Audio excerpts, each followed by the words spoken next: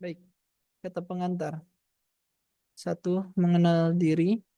Dua, mengenal Allah minasyaitonirrajim. Bismillahirrahmanirrahim. Insyaallah pada kesempatan ini kita akan membacakan kitab Kimyatus Sa'adah, ya, terjemahan kitab Kimyatus Sa'adah yang dikarang oleh Imam Ghazali, yang artinya kimia ruhani untuk kebahagiaan abadi. Baik, untuk daftar isinya ada kata pengantar. Pertama mengenal diri, kedua mengenal Allah, ketiga mengenal dunia, keempat mengenal akhirat, lima spiritualitas dalam musik dan tarian, kemudian yang keenam muhasabah dan zikir, kemudian yang ketujuh perkawinan, pendorong ataukah perintang kehidupan beragama, kemudian yang kedelapan cinta kepada Allah. Baik, mari kita mulai dari kata pengantar.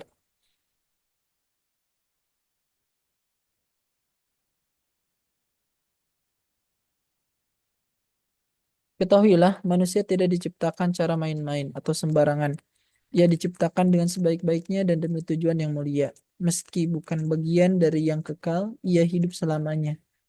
Meski jasadnya rapuh dan membumi, ruhnya mulia dan bersifat ilahi.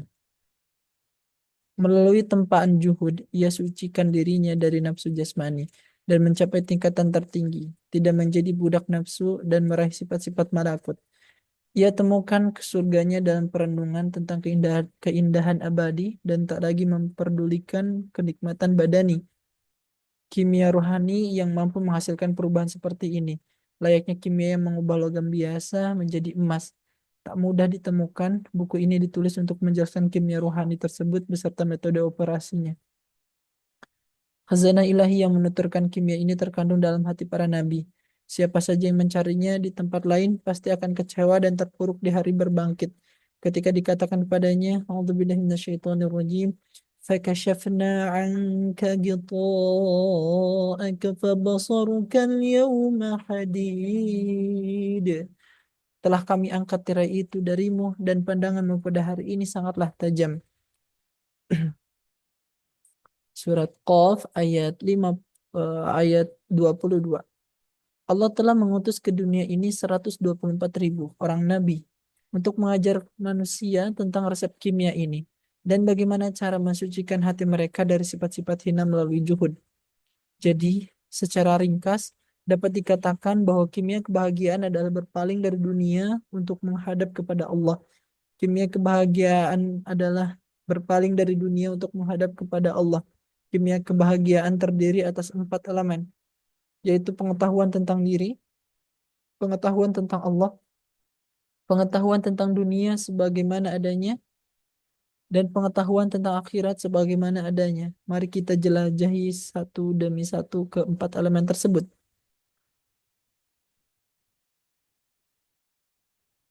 Pertama, mengenal diri.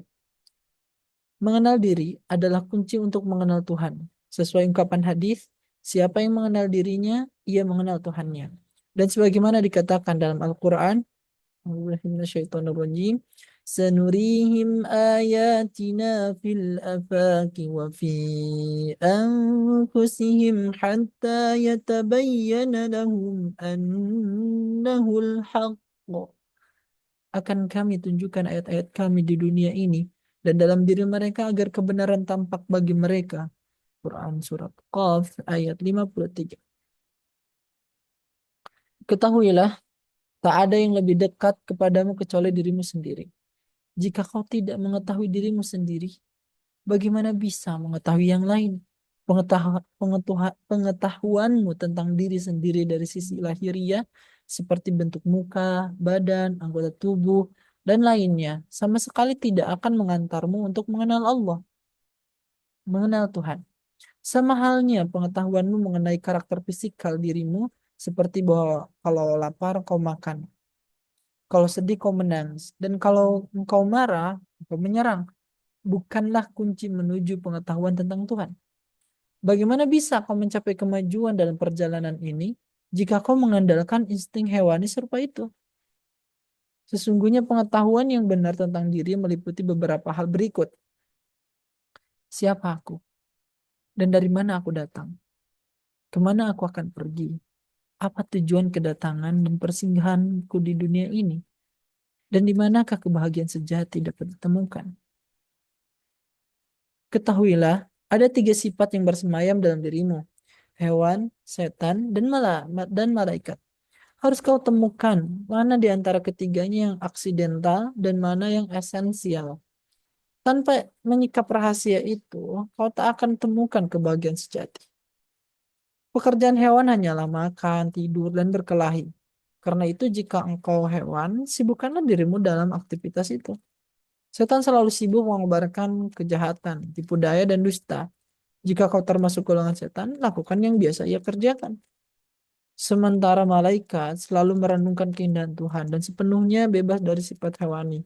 Jika kau punya sifat malaikat, berjuanglah menemukan sifat-sifat aslimu, agar kau dapat mengenali dan merenungi Dia yang Maha Tinggi, serta terbebas dari perbudakan syahwat dan amarah. Berupayalah untuk mencari tahu mengapa kau diciptakan dengan kedua insting hewani ini, syahwat dan amarah. Sehingga kau tidak ditundukkan dan diperangkap keduanya. Alih-alih diperbudak keduanya, kau harus menundukkan mereka dan pergunakannya sebagai kuda tunggangan dan senjatamu. Langkah pertama untuk mengenal diri adalah menyadari bahwa dirimu terdiri atas bentuk luar yang disebut jasad dan wujud dalam yang disebut hati atau ruh. Hati yang saya maksudkan bukanlah segumpal daging yang terletak di dada kiri, melainkan Tuhan yang mengendalikan semua fakultas lainnya dalam diri serta mempergunakannya sebagai alat dan pelayannya. Pada hakikatnya, ia bukan sesuatu yang diindrawi, melainkan sesuatu yang gaib. Ia muncul di dunia ini sebagai pelancong dari negeri asing untuk berdagang dan kelak akan kembali ke tanah asalnya. Pengetahuan tentang wujud dan sifat-sifat inilah yang menjadi kunci mengenal Tuhan. Sebagian pemahaman mengenai hakikat hati atau ruh dapat diperoleh seseorang dengan mengatupkan matanya dan melupakan segala sesuatu di sekitarnya selain dirinya sendiri. Dengan begitu, ia akan mengetahui keterbatasan sifat dirinya itu. Namun, syariat melarang kita menelisik hakikat ruh sebagaimana ditegaskan Al-Quran. Mereka bertanya kepadamu tentang ruh. Katakanlah, soal ruh adalah urusan Tuhanku. Jadi, sedikit yang dapat diketahui hanyalah bahwa ia merupakan sesuatu esensi tak terbagi yang termasuk dalam dunia titah amr. Dan bahwa ia bukan sesuatu yang abadi melainkan ciptaan. Pengetahuan filosofis yang tepat mengenai ruh bukanlah awal yang niscaya untuk meniti jalan ruhani. Pengetahuan itu akan diciptakan melalui disiplin diri dan kesabaran menapaki jalan ruhani. Sebagaimana dikatakan Al-Quran, A'udzubillahi minasyaitonirrajim. Walladzina jahadu fina lanahdiyannahum subulana. Siapa yang berjuang di jalan kami, pasti akan kami tunjukkan kepadanya jalan kami yang lurus. Untuk memahami lebih jauh perjuangan batin untuk benar-benar mengenal diri dan Tuhan, kita dapat melihat jasad kita sebagai sebuah kerajaan, jiwa sebagai rajanya, dan indera beserta fakultas lainnya sebagai tentaranya. Akal bisa disebut perdana menterinya, syahwat sebagai pemungut pajak, dan amarah sebagai polisi. Dengan alasan mengumpulkan pajak, syahwat selalu ingin merampas segala hal demi kepentingan sendiri. Sementara amarah cenderung bersikap kasar dan keras. Pemungut pajak dan polisi harus selalu Pemungut pajak dan polisi harus selalu ditempatkan di bawah raja, tetapi tak mesti dibunuh atau ditindas karena mereka punya peran tersendiri yang harus dipenuhinya. Tetapi jika syahwat dan amarah menguasai nalar, maka jiwa pasti runtuh. Jiwa yang membiarkan fakultas-fakultas yang lebih rendah menguasai yang lebih tinggi, ibarat orang yang menyerahkan bidadari kepada seekor anjing, atau seorang muslim kepada seorang raja kafir yang zalim. Memelihara sifat-sifat setan, hewan, atau malaikat akan melahirkan watak yang bersesuaian dengannya yang di hari kiamat akan mewujud dalam rupa yang kasat mata. Seperti syahwat menjadi babi, amarah menjadi anjing dan serigala, serta kesucian mewujud dalam rupa malaikat. Pendisiplinan moral bertujuan membersihkan hati dari karat syahwat dan amarah, sehingga sebening cermin yang mampu memantulkan cahaya ilahi. Mungkin ada pembaca yang keberatan dan menyatakan jika manusia diciptakan dengan sifat-sifat hewan, setan, malaikat, bagaimana kita bisa tahu bahwa sifat malaikat adalah esensi kita, sementara sifat hewan dan setan hanyalah aksidensi. Jawabannya, esensi setiap makhluk adalah sesuatu yang tertinggi dan khas dalam dirinya. Contohnya, kuda dan keledai adalah hewan pengangkut beban, tetapi kuda lebih unggul karena ia dipergunakan juga untuk perang. Jika tidak, kuda terpuruk hanya menjadi hewan pengangkut beban. Fakultas tertinggi dalam diri manusia adalah akal yang memampukannya merenung tentang Tuhan. Jika akal mendominasi, maka ketika mati, ia terbebas dari kecenderungan syahwat dan amarah, sehingga dapat bergabung dengan para malaikat. Dibandingkan dengan beberapa jenis hewan, manusia jauh lebih lemah. Berkat akal, ia dapat mengguli mereka. Sebagaimana dikatakan Al-Quran, telah kami tundukkan segala sesuatu di atas bumi untuk manusia. Sebaliknya, jika sifat hewani atau setan yang berkuasa, maka setelah mati ia akan selalu menghadap ke bumi dan mendambakan kesenangan duniawi. Betapa mengagumkan jiwa rasional atau akal manusia berlimpah dengan pengetahuan dan kekuatan. Berkat keduanya, ia dapat menguasai seni dan sains, mampu bolak-balik dari bumi ke angkasa secepat kilat, dapat memetakan langit dan mengukur jarak antar bintang. Berkat ilmu dan kekuatan, ia juga dapat menangkap ikan dari lautan dan burung di udara, bahkan kuasa menundukkan binatang liar seperti gajah, unta, dan kuda.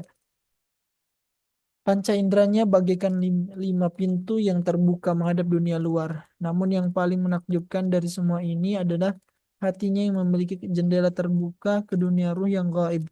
Dalam keadaan tidur ketika saluran inderanya tertutup. Jendela ini terbuka menerima berbagai gambaran dari dunia gaib yang kadang-kadang mengabarkan isyarat tentang masa depan. Hatinya bagaikan sebuah cermin yang memantulkan segala sesuatu di lauh mahfuz. Tetapi bahkan di saat tidur, pikiran-pikiran yang bersifat duniawi akan memburamkan cermin tersebut sehingga kesan-kesan yang diterimanya tidak jelas. Bagaimanapun saat kematian datang, semua pikiran seperti itu akan sirna dan hakikat segala sesuatu tampak sejelas-jelasnya. Saat itulah yang dimaksud dalam ayat di atas, kamu lalai dari hal ini.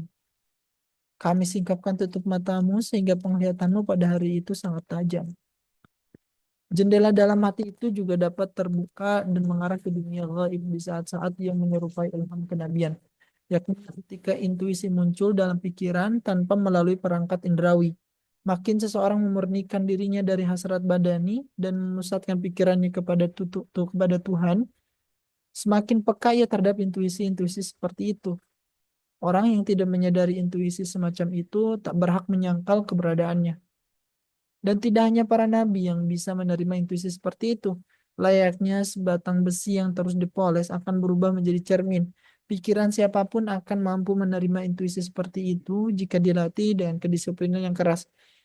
Kebenaran inilah yang disyaratkan oleh Nabi ketika beliau bersabda, setiap anak dilahirkan dengan fitrah kecenderungan menjadi Muslim. Orang tuanya kemudian menjadikannya Yahudi, Nasrani, dan Majusi. Setiap manusia di lubuk terdalam kesadarannya mendengar pertanyaan, bukankah aku ini Tuhanmu? Dan menjawab, ya, tetapi kebanyakan hati manusia bagaikan cermin yang telah tertutup karat dan kotoran sehingga tidak dapat memantulkan gambaran yang jernih. Berbeda dengan hati para nabi dan wali, yang meski mereka pun memiliki nafsu serupa kita, sangat peka terhadap kesan-kesan ilahiyah. Sebagaimana dikatakan di atas, jiwa rasional dilimpahi pengetahuan dan kekuatan. Jadi intuisi seperti itu tak hanya bisa diraih dengan pengetahuan yang membuat manusia lebih unggul dari semua makhluk lainnya, tapi juga dengan kekuatan. Sebagaimana malaikat menguasai berbagai kekuatan alam. Jiwa manusia pun berkuasa mengatur semua anggota badan. Jiwa yang telah mencapai tingkatan kekuatan tertentu tidak saja dapat mengatur jasadnya sendiri, melainkan juga jasad orang lain. Jika ia ingin agar seorang yang sakit sembuh, si sakit akan sembuh. Atau jika ingin seseorang yang sehat agar jatuh sakit, sakitlah orang itu. Atau jika ia ingin kehadiran seseorang, orang itu akan datang di hadapannya. Baik atau buruk akibat yang ditimbulkan oleh jiwa yang sangat kuat ini bergantung pada sumber kekuatannya, sihir ataukah mukjizat. Ada tiga ada tiga hal yang membedakan jiwa yang sangat kuat ini dari jiwa orang kebanyakan. Pertama, apa yang dilihat orang lain hanya dalam mimpi. Mereka melihatnya di saat terjaga. Yang kedua, sementara kehendak orang lain hanya memengaruhi jasad mereka, jiwa ini dengan kekuatan kehendaknya bisa pula menggerakkan jasad orang lain. Yang ketiga, jika orang lain mesti belajar keras untuk mendapatkan suatu pengetahuan, ia mendapatkannya melalui intuisi. Tentu saja ada banyak hal lain yang membedakan jiwa mereka dari jiwa kebanyakan manusia. Namun ketiga tanda itu yang dapat diketahui umum. Sebagaimana tidak ada sesuatu pun yang mengetahui hakikat sifat-sifat Tuhan kecuali Tuhan. Sifat sejati seorang nabi pun hanya diketahui oleh nabi. Tak perlu merasa heran, karena dalam kehidupan sehari-hari pun kita tak mungkin menerangkan keindahan puisi pada seorang yang tak peka terhadap rima dan irama, atau menjelaskan keindahan warna kepada seorang yang buta. Selain ketidakmampuan, ada perintah-perintah lain untuk mencapai kebenaran spiritual. Satu di antaranya adalah pengetahuan capaian lahiriah. Jelasnya, hati manusia bisa digambarkan sebagai sumur dan panca indera sebagai 5 aliran yang terus mengaliri sumur itu. Untuk mengetahui kandungan hati yang sebenarnya, kita harus menghentikan aliran-aliran tersebut dan membersihkan sampah-sampah yang dibawanya.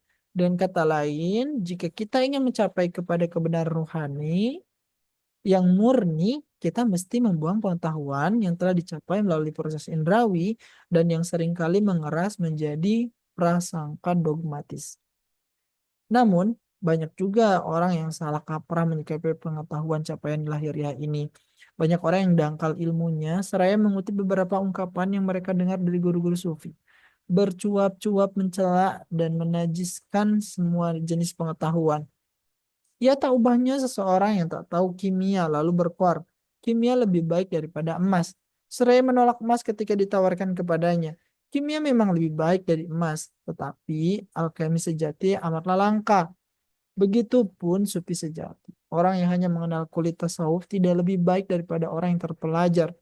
Demikian pula orang yang baru mencoba beberapa rumus kimia tak punya alasan untuk menghina seorang kaya.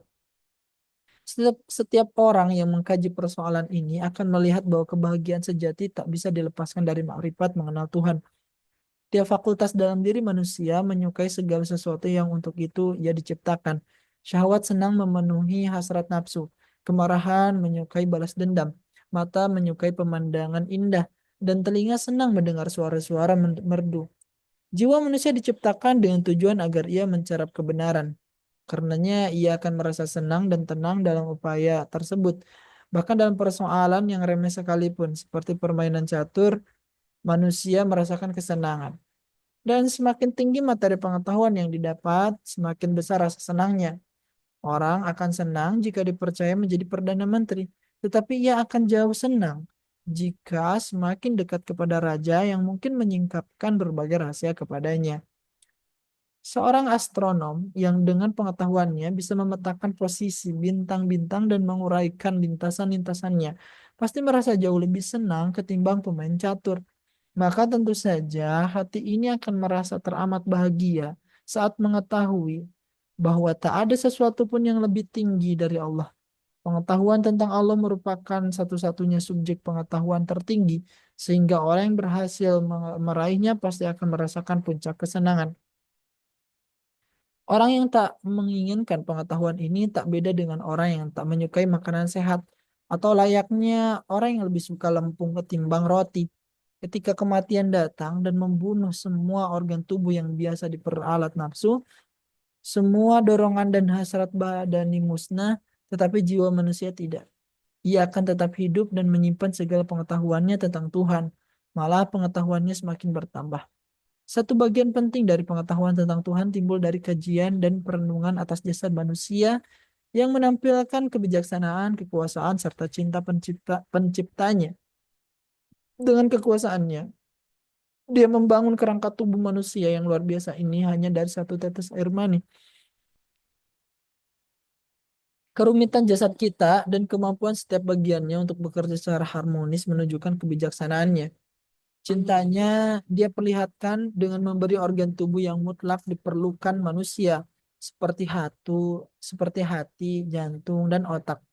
Dan juga organ yang tidak mutlak dibutuhkan seperti tangan, kaki, lidah, dan mata. Lalu dia menyempurnakan ciptaannya itu dengan menambahkan rambut yang hitam, bibir yang memerah, dan bulu mata yang melengkung. Karena itu sangat pantas jika manusia disebut alam al-asghar. As-saghir. Alam as-saghir. Mikrokosmos.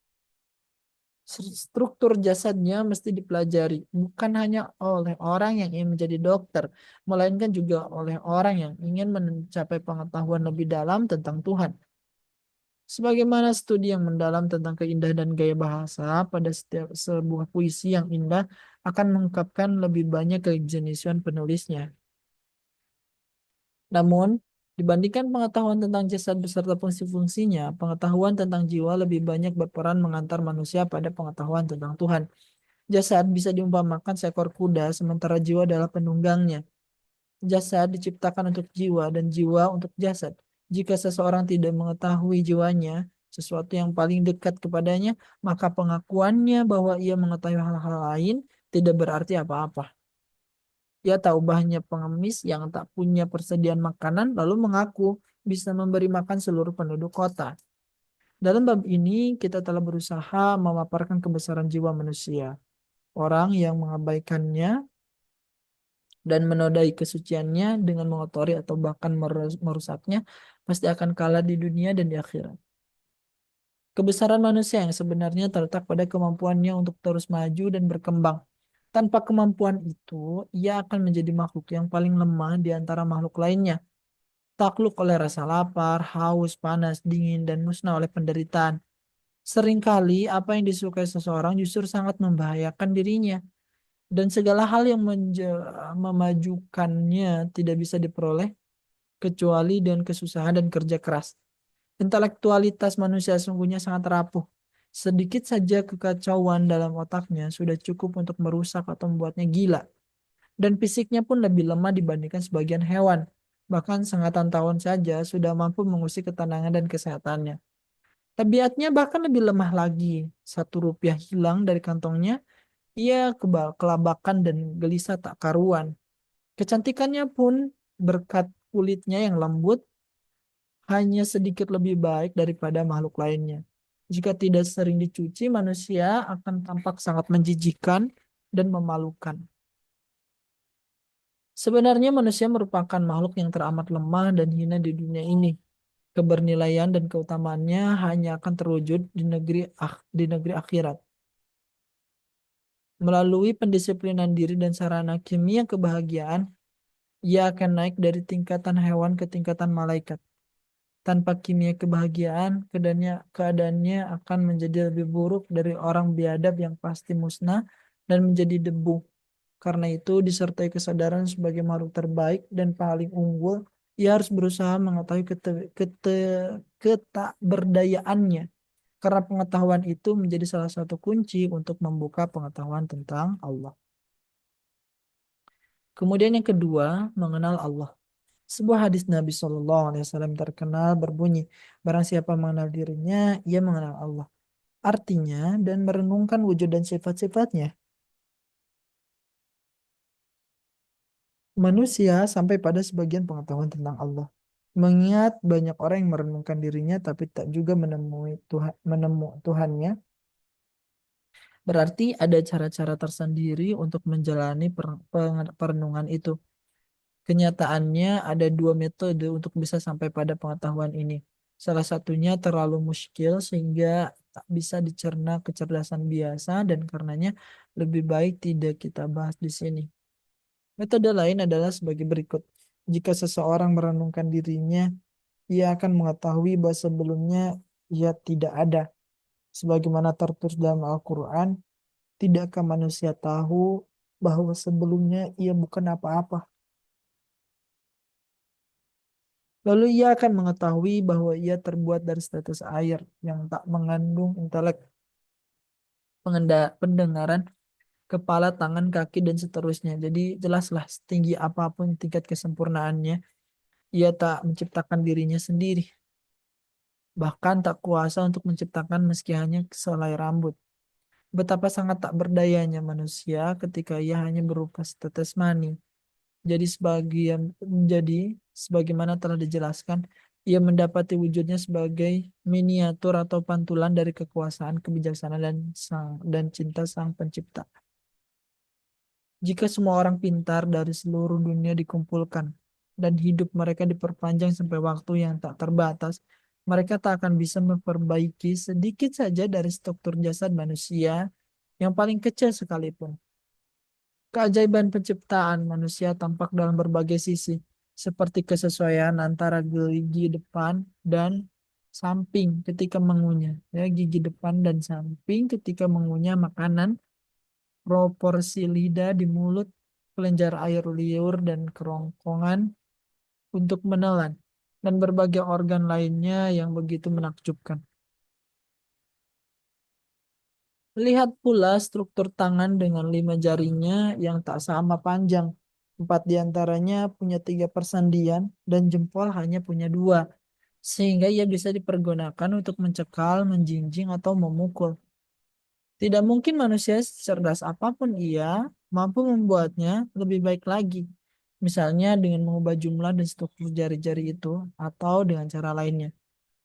Lalu, jika ia memikirkan lebih lanjut mengenai hasratnya terhadap beragam makanan, penginapan, dan sebagainya, yang semuanya bisa didapatkan dari gudang penciptaan, ia akan menyadari bahwa kasih sayang Allah sama besarnya dengan kekuasaan dan kebijaksanaannya. Allah berfirman, rahmatku lebih luas dari kutukanku. Dan sebuah hadis Nabi SAW menyebutkan bahwa kasih Allah lebih lembut daripada kasih seorang ibu pada bayinya yang sedang menyusu. Jadi dengan mengenali penciptaan dirinya, manusia akan mengetahui keberadaan Tuhan. Dengan merenungi struktur tubuhnya yang menakjubkan, ia menyadari kekuasaan dan kebijaksanaan Allah. Dan dengan merenungkan karunia yang berlimpah untuk memenuhi berbagai kebutuhannya, ia akan menyadari cinta Allah kepadanya. Begitulah mengenal diri menjadi kunci untuk mengenal Allah. Bukan saja sifat-sifat manusia merupakan pantulan sifat-sifat Tuhan, melainkan keberadaan ruhnya pun dapat mengantarkan manusia pada pemahaman tentang keberadaan Allah. Dengan demikian, bisa dikatakan bahwa Allah dan ruh manusia tidak terbatasi ruang dan waktu. Gaib, tak terbagi di luar definisi kualitas dan kuantitas, serta tak dapat dilekati oleh gagasan tentang bentuk, warna, dan atau ukuran. Manusia kesulitan untuk memersepsi bentuk hakikat-hakikat semacam itu yang berada di luar batasan kualitas, kuantitas, dan sebagainya. Sebagaimana ia tak bisa memersepsi bentuk perasaannya sendiri, seperti marah, sakit, senang, atau cinta. Semuanya itu merupakan konsep pikiran yang tak dapat dimengerti oleh indera, sementara kualitas, kuantitas, dan batasan-batasan lainnya merupakan konsep indrawi. Sebagaimana telinga tak bisa mengenali warna atau mata mengenali suara. Kita berada di sebuah ruang tempat persepsi indrawi tak bisa dipergunakan untuk membayangkan kedua hakikat puncak itu, Allah dan Ruh. Meski demikian, sebagaimana bisa kita lihat, Allah adalah pengatur jagat dan Dia yang berada di luar batasan ruang dan waktu, kuantitas dan kualitas, mengatur segala sesuatu di alam semesta ini begitu sempurna. Seperti itu, seperti itu pula lah Roh mengatur jasad dan seluruh anggotanya, sementara Ia sendiri tak kasat mata, tak terbagi dan tak beruang. Bagaimana mungkin sesuatu yang tak terbagi ditempatkan di suatu ruang yang terbagi? Dari sinilah kita bisa melihat kebenaran hadis Nabi SAW.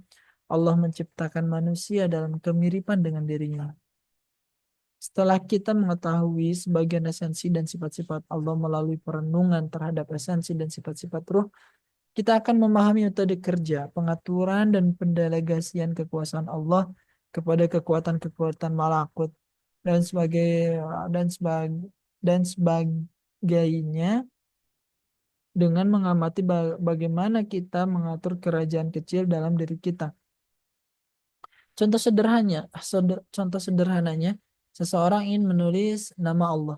Mula-mula keinginan itu terbetik dalam hati, kemudian dibawa ke otak oleh ruh-ruh vital. Bentuk kata Allah tergambar dalam relung otak, kemudian berjalan mengikuti jalur saraf dan menggerakkan jari-jari yang kemudian menggerakkan pena. Begitulah nama Allah tergurat di atas kertas, tepat seperti yang tergambar dalam otak penulisnya. Demikian pula, jika Allah menghendaki sesuatu, ia tampil di alam rohaninya yang dalam Al-Quran disebut singgasana, arsy. Dari sana ia mengikuti arus spiritual ke suatu alam yang lebih rendah, yang disebut kursi. Kemudian bentuknya tampil di Lauh Mahfuz. Lalu melalui perantaraan kekuatan-kekuatan disebut malaikat, bentuk itu mewujud dan tampil di atas bumi dalam bentuk tanaman, pohon, hewan, dan lain-lain sebagai cerminan keinginan dan pikiran Allah. Sebagaimana huruf-huruf yang tertulis mencerminkan keinginan yang terbetik dalam hati dan bentuk yang hadir di otak sang penulis. Tidak seorang pun bisa memahami seorang raja kecuali seorang raja. Karena itu Allah tak menjadikan tiap-tiap kita sebagai katakan seorang raja kecil, penguasa atau sebuah. Karena itu Allah telah menjadikan tiap-tiap kita sebagai katakanlah seorang raja kecil, penguasa atas sebuah kerajaan yang merupakan tiruan dari kerajaannya. Di dalam kerajaan manusia, singgasana Allah dicerminkan oleh ruh, malaikat oleh hati, kursi oleh otak, dan lauh mahfud oleh perbendaharaan pikiran. Ruh yang tak tertempatkan dan tak terbagi mengatur jasad sebagaimana Allah mengatur jagat. Pendeknya, kepada kita diamanatkan sebuah kerajaan kecil dan kita diwajibkan untuk mengaturnya cara seksama.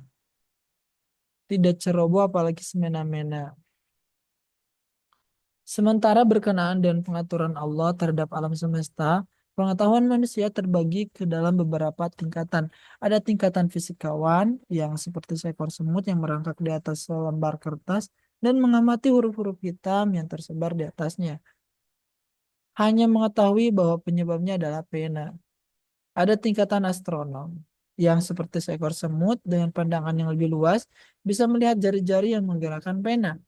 Maksudnya, ia tahu bahwa berbagai elemen semesta dipengaruhi oleh kekuatan bintang-bintang. Tetapi ia tidak tahu bahwa bintang-bintang itu berada di bawah kekuasaan malaikat-malaikat. Jadi, karena perbedaan tingkatan persepsi setiap orang, heran jika muncul perbedaan paham mengenai sebab pertama dari segala akibat. Orang yang tak pernah melihat kebalik dunia gejala adalah seperti orang yang menganggap budak sebagai raja. Memang hukum alam harus bersifat tetap. Karena jika tidak, tak akan ada sains dan sebagainya. Tetapi menganggap budak sebagai majikan adalah kesalahan besar. Selama kapasitas persepsi manusia berbeda-beda, perdebatan akan terus berlanjut.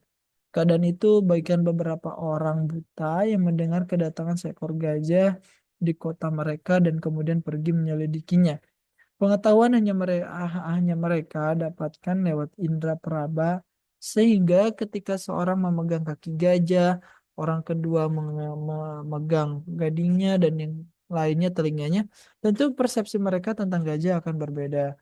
Orang pertama menyebut gajah sebagai sebuah tiang, orang kedua menyebutnya tabung yang tebal, dan yang lainnya menganggap gajah sebagai sesuatu yang lembut bak kapas.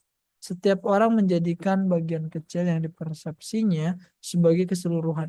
Begitulah fisikawan dan astronom menyamakan hukum-hukum yang mereka tangkap dengan Tuhan, sang pembuat berbagai hukum.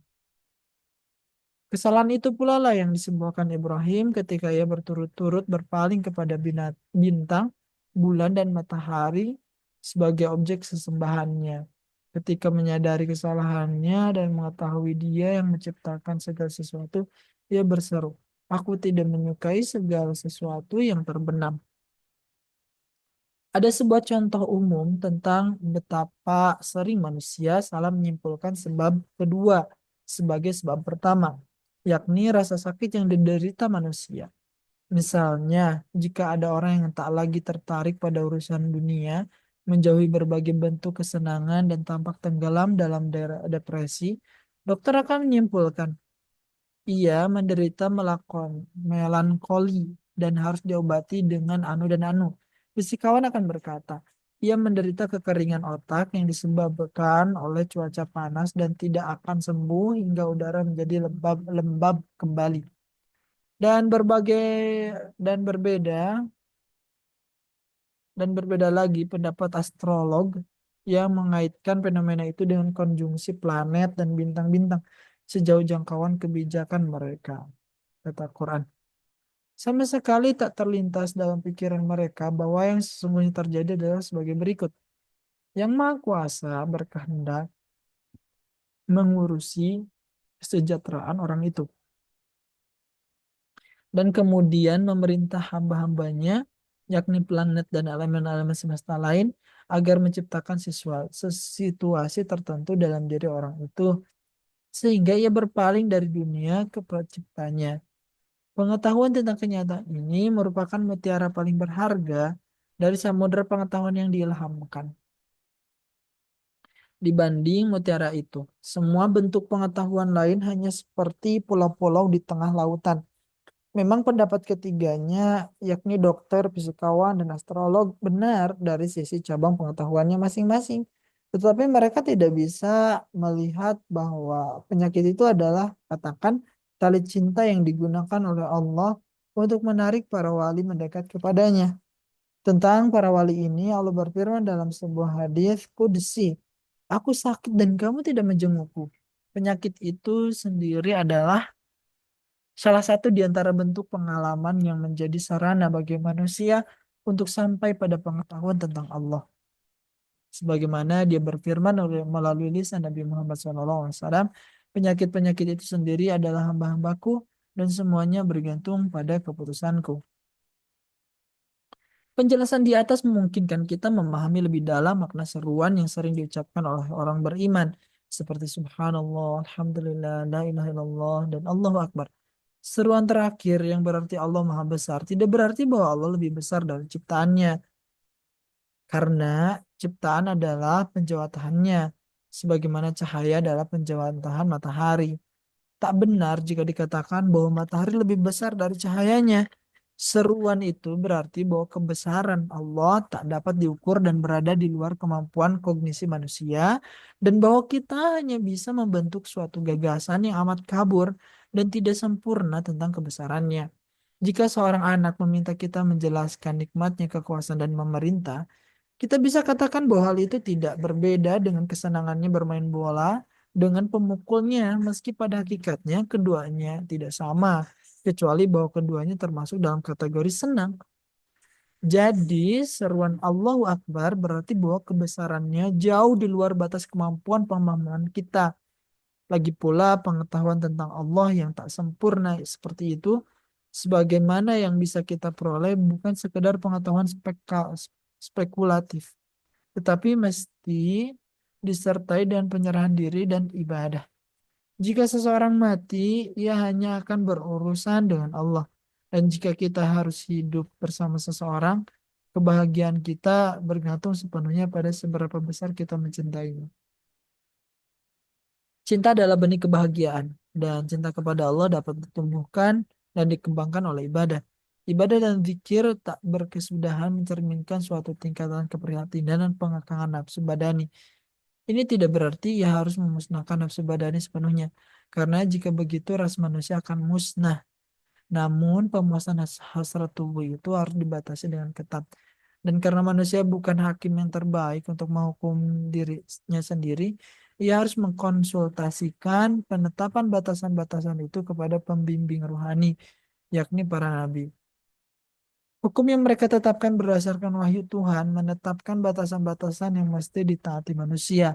Orang yang melanggarnya berarti telah menganiaya dirinya sendiri.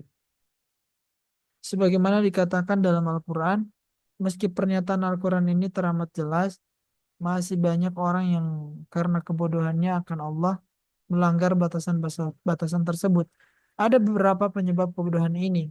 Pertama, ada orang yang gagal menemukan Allah lewat pengamatan, lantas menyimpulkan bahwa Allah tidak ada dan bahwa dunia yang penuh keajaiban ini menciptakan dirinya sendiri atau ada keabadian atau ada dari keabadian. Mereka bagikan orang yang melihat tulisan indah, kemudian menyatakan bahwa tulisan itu ada dengan sendirinya tanpa ditulis siapapun atau memang sudah ada begitu saja. Mereka yang berpola pikir seperti ini telah jauh tersesat sehingga penjelasan dan perdebatan dengan mereka tak akan bermanfaat sedikit pun. Mereka mirip dengan fisikawan dan astronom yang kita sebut di atas. Kedua, sejumlah orang yang karena tidak mengetahui sifat jiwa yang sebenarnya menolak adanya akhirat. Tempat manusia yang akan tempat manusia akan dimintai pertanggungjawabannya dan diberi balasan baik atau disiksa. Mereka anggap diri mereka sendiri tak lebih baik dari hewan atau sayuran yang akan musnah begitu saja dan tidak akan dibangkitkan lagi. Ketiga, ada orang yang percaya kepada Allah dan kehidupan akhirat, tetapi kepercayaan itu lemah. Mereka berkata, Allah itu maha besar dan tidak bergantung kepada kita. Tak penting baginya apakah kita itu beribadah atau tidak. Pikiran mereka itu seperti orang sakit yang saat dokter memberinya nasihat penyembuhan berkata, ya aku ikuti atau tidak, apa urusannya dengan dokter itu? Memang tindakan itu tidak berdampak apa-apa pada diri si dokter, tetapi pasti akan merusak dirinya sendiri. Sebagaimana penyakit jasad tak terobati akan membunuh jasad, penyakit jiwa yang tak tersembuhkan pun akan menyebabkan penderitaan di masa mendatang. Allah SWT berfirman, orang yang akan diselamatkan hanyalah yang datang kepada Allah dengan hati yang selamat, dengan hati yang bersih. Keempat, kelompok orang kafir yang berkata syariat mengajari kita untuk menahan amarah, syahwat, dan kemunafikan. Ini perintah yang muskil dilaksanakan karena manusia diciptakan dengan sifat-sifat seperti itu. Itu sama saja dengan menuntut yang hitam agar menjadi putih. Orang bodoh seperti mereka sepenuhnya tak melihat kenyataan bahwa syariat tidak mengajari kita untuk memusnahkan nafsu-nafsu ini, tetapi untuk meletakkan mereka dalam batasan-batasannya. Sehingga dengan menghindari dosa-dosa besar, kita bisa mendapatkan ampunan atas dosa-dosa kita yang lebih kecil. Bahkan Nabi Shallallahu Alaihi Wasallam bersabda, aku manusia sepertimu juga, dan aku marah seperti yang lain. Dan dalam Al-Quran tertulis, Allah mencintai orang yang menahan amarahnya, bukan orang yang tidak punya amarah sama sekali. Kelima, kelompok orang yang menonjol-nonjolkan kemurahan Allah seraya mengabaikan keadilannya. Kemudian berkata, ya apapun yang kita kerjakan Allah Maha Pemaaf. Mereka tidak berpikir bahwa meskipun Allah Maha Pengampuni, jutaan manusia hancur secara menyedihkan karena kelaparan dan penyakit. Sebenarnya mereka tahu bahwa siapa saja yang ingin umur panjang, kemakmuran atau kepintaran tak boleh sekedar berkata Tuhan Maha Pemaaf, tapi mesti berusaha dan keras. Meski Al-Quran mengatakan rezeki semua makhluk hidup datang dari Allah, di sana tertulis pula manusia menda- tidak mendapatkan sesuatu kecuali dengan berusaha. Kenyataan ajaran semacam itu berasal dari setan dan orang seperti itu hanya berbicara dengan bibirnya, tidak dengan hatinya. Keenam, kelompok orang yang mengaku telah mencapai suatu tingkatan kesucian, ya, tingkatan kesucian tertentu, sehingga mereka tak lagi dipengaruhi dosa. Namun kenyataannya saat orang lain memperlakukan salah seorang di antara mereka secara tidak terhormat, ia akan ia akan mendendam selama bertahun-tahun. Dan jika salah seorang di antara mereka tidak mendapat sebutir makanan yang menurutnya telah menjadi haknya, seluruh dunia akan tampak gelap dan sempit baginya. Bahkan jika ada di antara mereka benar-benar bisa menaklukkan nafsunya, mereka tak punya hak untuk membuat pengakuan semacam itu. Mengingat para nabi manusia paling mulia pun selalu meratap mengakui dosa-dosa mereka. Sebagian kelompok ini bahkan begitu sombong sehingga mereka bahkan menjauhkan diri dari hal-hal yang halal.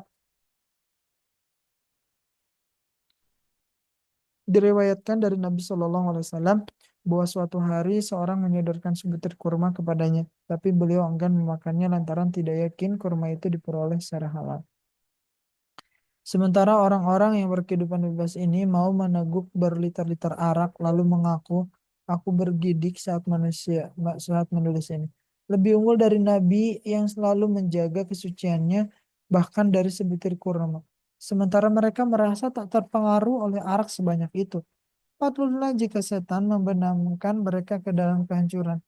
Orang suci sejati mengetahui bahwa orang yang tidak bisa menguasai nafsunya tidak pantas disebut manusia. Dan bahwa seseorang muslim sejati pastilah dengan senang hati mengakui batasan-batasan yang ditetapkan syariat. Orang yang berupaya dengan dalih apapun untuk mengabaikan kewajibannya berarti ia bisa dipastikan berada dalam pengaruh setan. Bagi mereka nasihat lisan maupun tulisan tak akan lagi mempan. Mereka harus diancam dengan pedang. Para mistikus palsu seperti mereka kadang-kadang berpura-pura tenggelam dalam samudera ketakjuban. Tetapi jika kau tanyakan kepada mereka apa yang mereka takjubkan, mereka tidak mengetahuinya. Biarkanlah mereka takjub sekehendak hati mereka. Namun, pada saat yang sama, ingatkanlah bahwa yang Maha Kuasa adalah pencipta mereka dan bahwa mereka adalah hamba-hambanya.